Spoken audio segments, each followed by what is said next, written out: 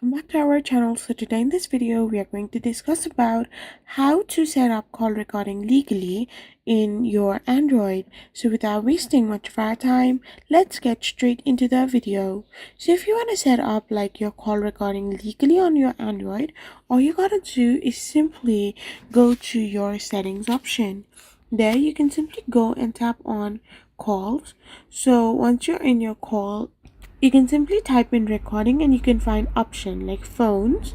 So here you can simply go in permission and give access to your phone, your contact call logs. And now you can also come back and simply tap on your recorder.